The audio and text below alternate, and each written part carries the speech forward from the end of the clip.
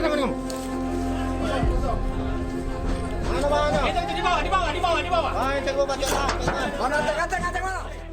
Narkoba menjadi masalah yang sudah melekat di kehidupan masyarakat modern. Banyak orang terjerat narkoba, dimulai dari usia remaja, bahkan tak jarang korban berasal dari kalangan ekonomi atas yang berpendidikan, termasuk di kalangan publik figur.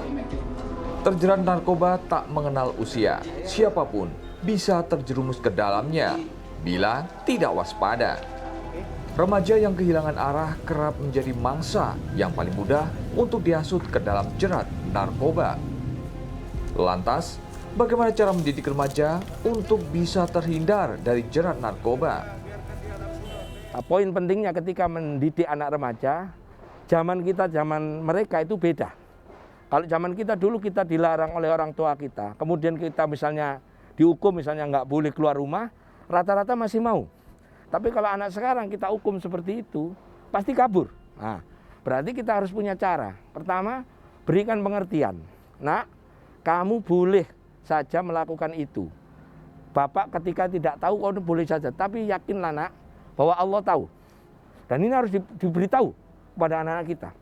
Nah ini berdosa, nah ini nggak boleh. Dan ini memang harus terus-menerus. Dan nggak bisa langsung tokcer langsung jadi. Boleh jadi ini butuh proses. Disitulah letak kita tetap memohon pada Allah Ta'ala.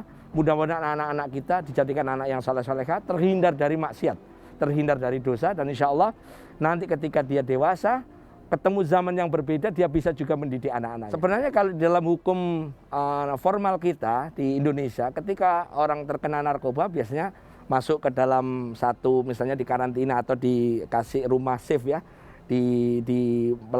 dilakukan rehabilitasi. Seandainya itu difahami sebagai hukuman, itu sudah hukuman bagi anak itu. Dan kita juga tidak bisa terus melakukan misalnya memukuli, tidak bisa juga. Karena memang posisinya dia sudah terjerumus. Nah, memang langkah yang terbaik adalah preventif, mendidik, memberitahu. Kalau sudah seperti itu memang wilayahnya memang lebih rumit.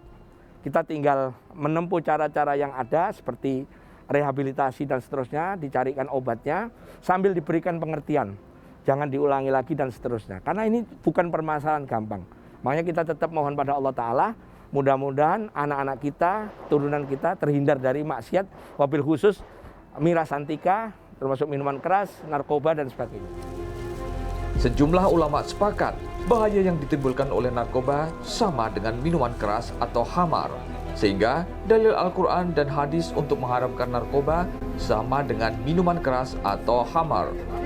Di dalam Al-Quran surat Al-Baqarah ayat 219, Allah berfirman, "Mereka menanyakan kepadamu, Muhammad, tentang khamar dan judi. Katakanlah, pada keduanya terdapat dosa besar dan beberapa manfaat bagi manusia. Tetapi dosanya lebih besar daripada manfaatnya. Dan mereka menanyakan kepadamu tentang apa yang harus mereka infakkan. Katakanlah, kelebihan dari apa yang diperlukan. Demikianlah Allah menerangkan ayat-ayatnya kepadamu agar kamu memikirkan." Pendidikan akhlak yang baik secara terus-menerus akan mampu menanamkan nilai yang mulia, termasuk untuk membentengi generasi muda dari godaan narkoba.